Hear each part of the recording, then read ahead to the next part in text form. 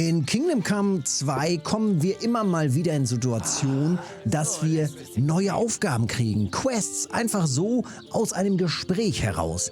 Und eine Questreihe bekommen wir von Zdenek.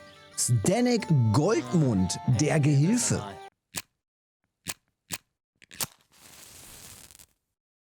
Ja, und der Zdenek, den können wir jetzt im Moment gar nicht anquatschen. Wir müssen warten, bis er hier unter dem Baum sitzt. Also, wenn er hier sitzt und Geschichten erzählt, denn er ist ein Geschichtenerzähler, dann können wir mit ihm reden, kommen dann so ein bisschen ins Gespräch. Und dann kann man sagen, ja komm, lass uns gegenseitig Geschichten erzählen. Dann erzählen wir ihm eine Geschichte, dann erzählt er uns oder dann fragt er, welche Art von Geschichte mögen wir. Und wenn man dann sagt, ich hätte gerne eine Geschichte, bei der man etwas lernt, dann erzählt er uns eine Geschichte, wie es am Ende rauskommt, eine wahre Geschichte von einem Gewässer, wo wohl eine silberne Axt sein soll. Und die suchen wir jetzt. Das heißt, wir haben jetzt, wir gucken mal eben rein. Ja, hier ist sie. Hier ist sie, die Quest. Also, wir haben hier in Tachau, in dem Dorf, wo wir die Schmiedequest quasi starten, die Schmiedehauptquest. Dort in der Schenke sitzt er, beziehungsweise hier unter diesem Baum neben dem Brunnen. Da sitzt er ja eigentlich. Und dann müssen wir allerdings nach der Geschichte hier runter. Also finde die Axt aus der Geschichte. Und da gehen wir jetzt mal hin. So, rufen wir mal unser Pferd. Zack. Hervorragend. Also das Pferd sensationell. Wenn du wissen willst, wie und wo, ich verlinke nochmal das alte Video oder das letzte Video hier zum Pferd, woher ich diese Pferde habe. Ich habe jetzt in letzter Zeit so viele verschiedene Pferde angeschaut. Das hier ist bisher mit Abstand das beste Pferd von den Stats, von den Werten. Und jetzt reiten wir erstmal hier runter. Hier ungefähr hin, das ist auch schon mal ganz gut. Doch bevor wir jetzt weiter in das besagte Gebiet gehen, brauchen wir noch eine Schaufel. Wir sollen eine Schaufel mitnehmen. Wenn du schon eine hast, kein Problem, dann direkt weiter. Wenn du keine hast, hier in der Area, also beim Gasthaus zum Fuhrmann, da ist übrigens auch das Badehaus, was wir aus der anderen Questreihe besuchen müssen, später im Verlauf. Und da hinter dem Badehaus, also hier ist das Badehaus und hier hinten durch ist das Gasthaus, genau. Und hier gibt es nochmal so einen Misthaufen praktischerweise mit einer Schaufel. Und mit der Schaufel geht es dann weiter. Ja, und schon sind wir hier in dieser Area, in diesem Sumpfgebiet sozusagen. Und jetzt müssen wir hier natürlich noch ein ganzes Stückchen hoch. Wobei wir eben hier einen echt großen Bereich haben, wo das hier wohl sein soll. Finde die Axt aus der Geschichte. Und in der Geschichte hieß es eben, dass der Betroffene eben die Axt wieder ins Wasser geschmissen hat. Und die Axt soll ihm auch Unglück bringen. Eine silberne Axt, die Unglück bringt. Und das gucken wir uns doch mal an. Wir rennen jetzt hier einfach mal ein bisschen oder reiten jetzt hier einfach mal ein bisschen lang und suchen die Axt. Könnte das der Steg aus Zdeniks Geschichte sein? Er sagte, dass Matthias Kubas Leiche einen Hügel hinaufgeschleppt hat. Bis zu einer alten Eiche. Also, ich bin jetzt hier ein ganzes Stückchen lang geritten. Und wir sind jetzt hier mittlerweile, naja, doch schon hier ziemlich nah in diesem Bereich. Das könnte das doch schon sein hier, oder? Ja, was hat er gesagt? Von dort aus den Hügel hochgeschleift bis zu einer alten Eiche. Wir gucken mal. Hier gibt es auf jeden Fall so Banditenunterschlüpfe. Und hier haben wir eine dicke, fette alte Eiche. Sieh an, hier gibt es wirklich eine alte Eiche. Aber wie ging die Geschichte weiter? Die Axt wurde an einem Stein zerschlagen oder so. Naja, er hat es versucht, ne? In der Geschichte hieß es, er hat versucht, die Axt zu zerstören, weil sie ihm Unglück gebracht hat. Ich bleib mal kurz hier und schaue mir die Area hier nochmal genauer an. Ein großer Stein. Das könnte der Fels aus der Geschichte sein. Ich bin auf dem richtigen Weg. Also tatsächlich nur dem Weg folgen, etwas weiter gehen. Dann kommt hier dieser Stein. Ja, jetzt muss ich natürlich echt etwas suchen. Also, nachdem wir hier an dem Stein vorbeigegangen sind, heißt es weiter auf dem Gipfel. Dort ist dann das Grab. Und naja, die gesamte Fläche hier als Gipfel zu betrachten, kann man natürlich machen. Man kann auch einfach von dem kleinen Stein aus dem Pfad weiter folgen und hier runtergehen. Und dort ist das Grab. Ein Grab unter einem Baum. Mit Blick auf das Tal. Hier muss Kuba, Matthias Bruder, gemeinsam mit der silbernen Axt begraben sein.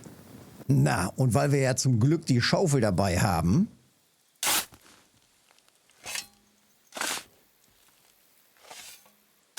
Ich bin schon gespannt. Und dann haben wir doch hier einiges. Was haben wir denn da? Öffnen.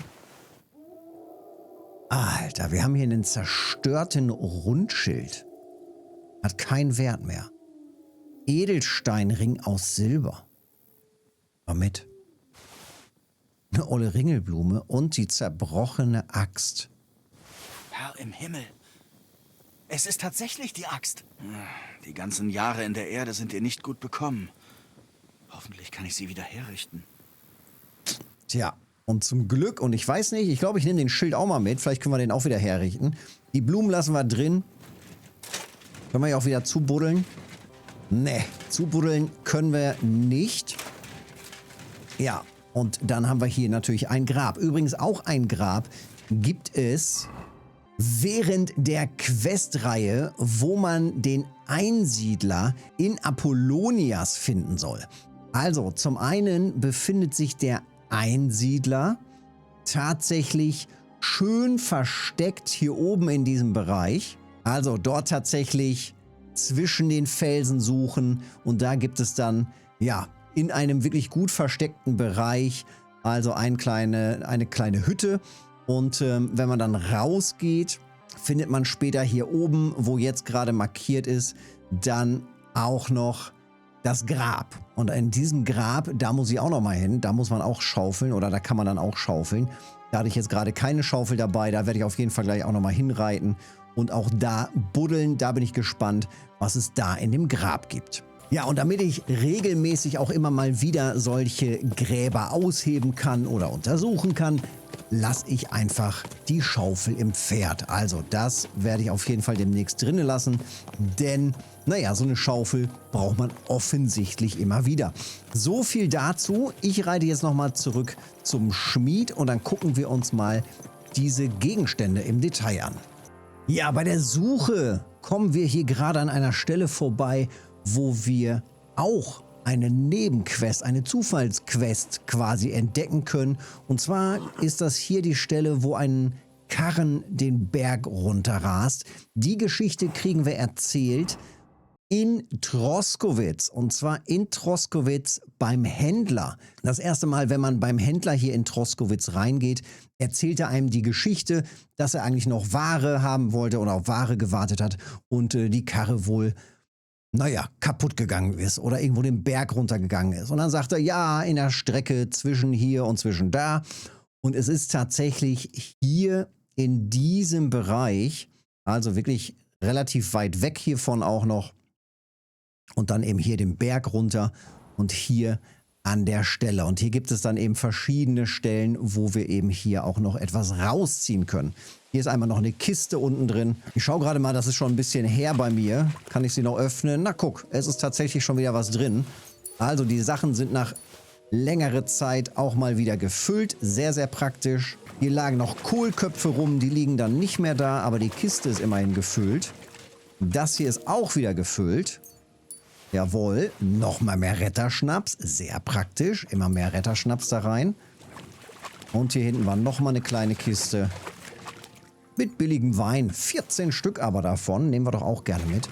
Also da haben wir hier nochmal schön 1, 2, 3 Kisten, die wir zusätzlich looten können. Und wo wir gerade bei verunglückten Karren sind, auch wenn man hier weiter unten hinkommt, also von Troskowitz gerade nach unten gehen kann, kommt man hier unten in diesem Wasserbereich auf ein verunglücktes Zweirad, also so ein Zweiradkarren.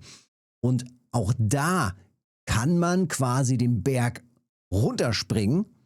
Oder man geht hier einmal außen herum, ich kann leider nicht weiter ranzoomen, man geht weiter außen herum ans Wasser, da ist so ein Waschplatz und dann kann man den ganzen Weg am Ufer wieder hochlaufen und dort findet man auch nochmal ein Skelett, beziehungsweise zusätzlich auch nochmal eine Kiste, da kann man dann natürlich auch wieder ein paar Sachen rausziehen. So, nächtliches Schmieden ist doch immer das Beste. Also, schauen wir mal kurz ins Inventar. Wir haben jetzt hier einmal diesen zerstörten Rundschild. Den können wir, Überreste eines Schildes aus vergangenen Zeiten, taugt noch als Feuerholz. Also das Teil ist offensichtlich komplett durch. Und dann haben wir hier noch, ja, hier haben wir dann im Bereich Schmieden tatsächlich auch noch diese zerbrochene Axt. Ich gucke einfach mal, Schmieden anfangen, sehen wir das hier, Äxte.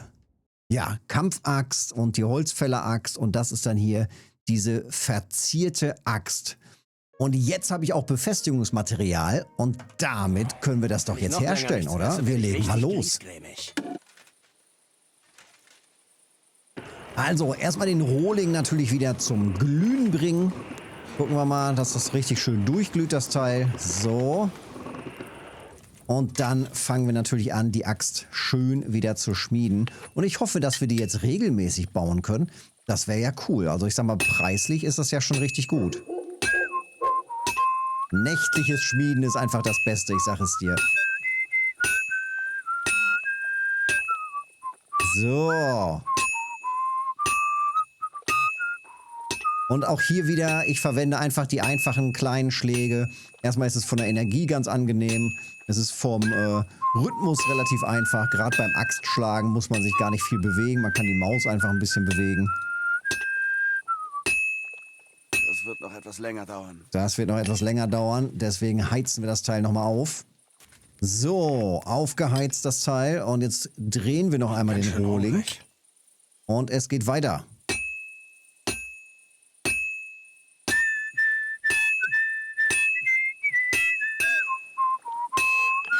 Oh. Und damit haben wir es. Also, perfekt. Ich bin sehr gespannt, wie die Axt jetzt aussieht, wenn sie gleich fertig ist. Noch einmal abschrecken das Ganze. Uff. So. Und damit ist der Axtkopf fertig. Und wir haben die verzierte Axt. Na, Verteidigung 104. Das sieht doch ganz gut aus. Schaden, Schlagschaden auch dabei, sehr gut. Und zusätzlich können wir alle Waffen, die wir herstellen, natürlich am Schleifstein auch noch optimieren. Das heißt, hier richten wir das Ganze jetzt natürlich auch wieder richtig ein. Also einmal vom Winkel und dann von der Links-Rechts-Bewegung. So, wir machen das mal so und dann hier mit der Leertaste schön drücken. Es darf nicht rauchen, es muss richtig schön funkeln. Und dann ziehen wir hier einfach mal lang schön schleifen. Also ohne Rauch, aber in einem passenden Winkel. Und da hat es wieder geraucht, das ist schlecht. Dann fangen wir wieder nochmal von vorne an. So, dass die scharf ist, richtig schön scharf. Und wenn wir den passenden Perk haben, also eine passende Skillung, Rasiermesser scharf steht gerade da oben, dann bleibt die Waffe jetzt tatsächlich, wenn sie über 98% ist, rasiermesserscharf. 99% Haltbarkeit hat sie jetzt bekommen. Und hier sehen wir jetzt das gute Stück. Ja, das ist doch mal richtig schön. Wir haben eine richtig schöne Bonusgeschichte und kriegen am Ende auch noch eine super Waffe raus. Wenn es dir gefallen hat, Daumen da lassen, Kanal abonnieren nicht vergessen, hilft mir mega. Und dann sehen wir uns im nächsten Video oder mal im Livestream. Bis dahin.